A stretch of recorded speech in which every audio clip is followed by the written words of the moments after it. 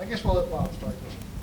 Eric, Devo said you were very motivational, had very motivational words at halftime. I was wondering if you could kind of share with us your message and just what did you think of the second half compared to the first half? Night and day, Bob, the way we played from one half to the other. Probably as frustrated as I've been the first half.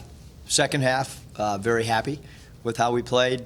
Coming into the game plan was to try to turn them over, try to create as many turnovers as we can. We wanted to pressure, obviously, to cause 25 turnovers, and which leads to 16 steals and score 97 points. A lot of really positives in that second half.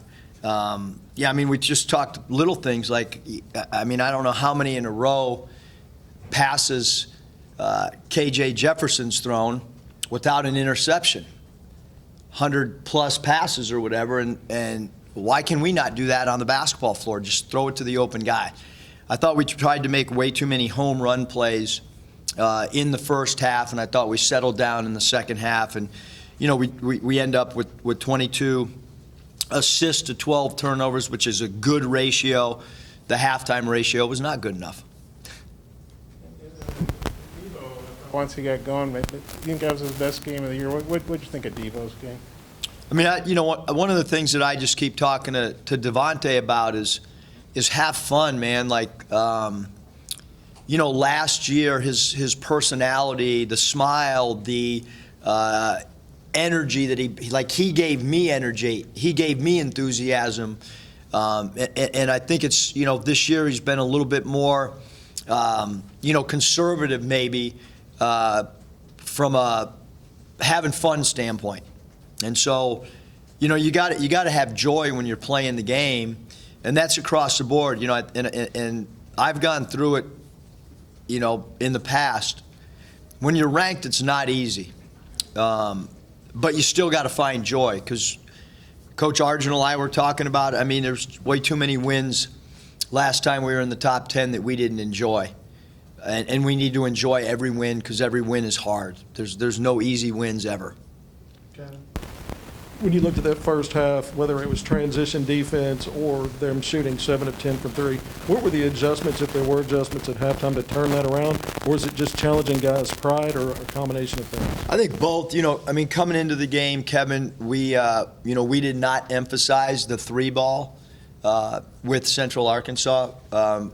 We felt like ball security was something that we wanted to try to take advantage of.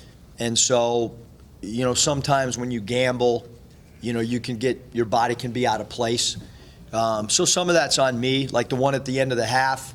I sent an extra trapper, and they got a right corner 3, so that one was completely and utterly on my decision to send an extra trap guy to try to get another steal before the half.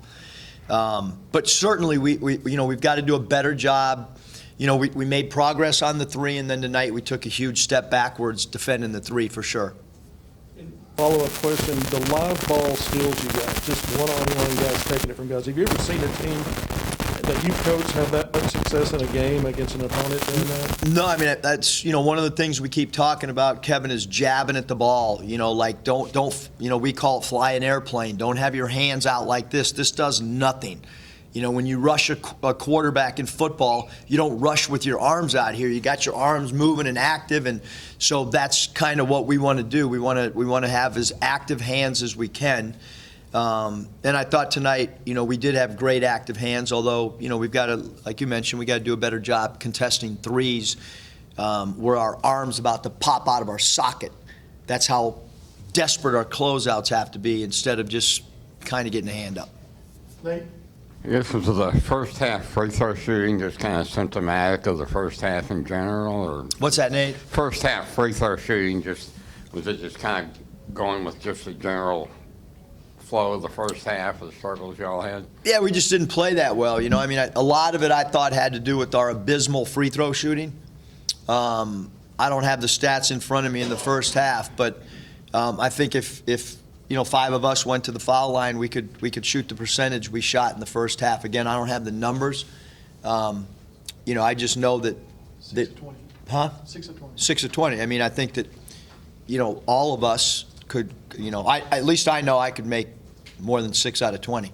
And hopefully some of you can, and if you can't, you know, probably don't want to cover basketball anymore. So hopefully you guys could make 6 out of 20 too.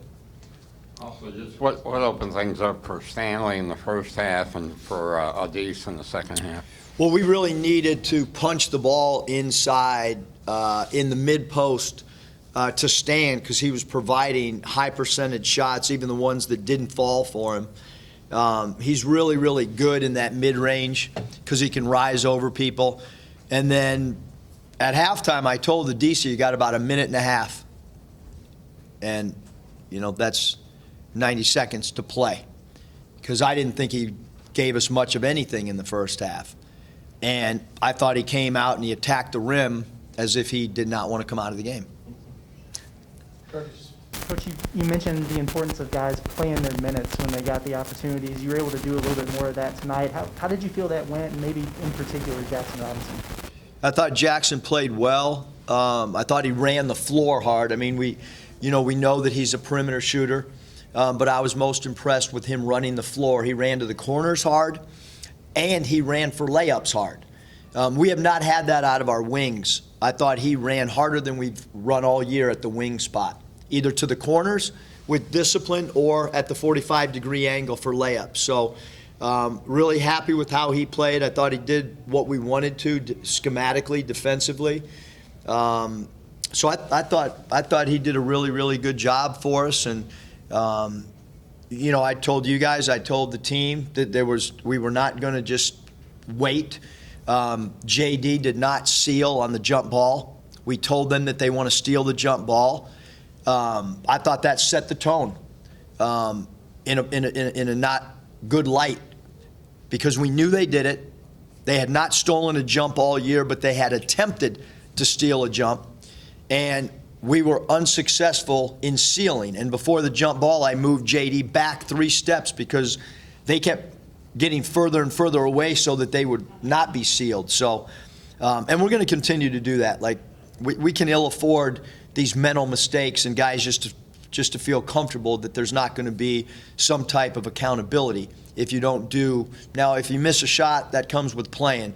But if you're supposed to seal on a jump ball because we've scouted them enough to know they do that, then you have to do that. And we had some guys off the bench that didn't front the post. That's something we're supposed to do. So that's why you are where you are in the rotation, because you didn't front the post. You played behind the post. We haven't played behind the post in 3 years. So some good things when guys got minutes, and also some reaffirmed confirmations on why maybe some guys aren't playing more. Scotty?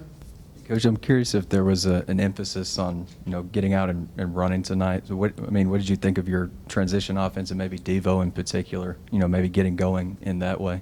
Yeah, I thought, you know, that's one of the things. You know, Devo was so good last year at either leading the break or catching the break at half court and finishing off advanced passes. And I thought he attacked well. The 7 free throws attempted, the layups. You know, he probably had another 3 assists that people just dropped. Not quite sure, you know, if we could get some of the stuff that football wide receivers use, if it's even legal anymore. The stick 'em, but I've never seen so many jump balls in my life as I did in the first half. I mean, it had to break a freaking record for jump balls. It was absurd. And I've never seen a team create a steal and then give the ball right back to the opponent like we did. So a lot of stuff we got to get better at. Yeah, Jalen had 13 boards, career high. What'd you think his rebounding? Awesome. I mean, he just continues. You know, the thing about Jalen is he just does what you're supposed to do to win. You know, and it seems like he's oblivious to his stat line. It seems like he's just doing whatever helps Arkansas. That's how he plays, and it's so evident to friends or people that are in the industry that watch him.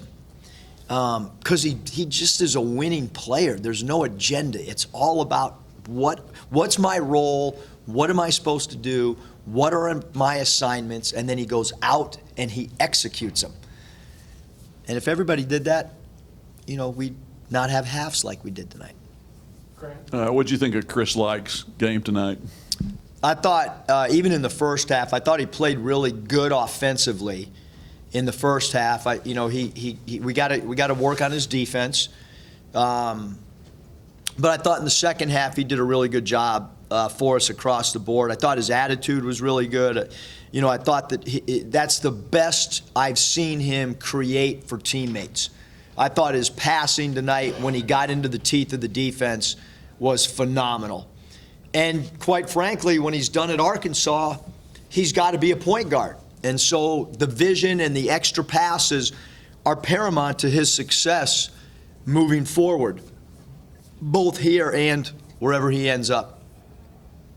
Thanks, Coach. Appreciate it. Guy loves kicking me out. Eric,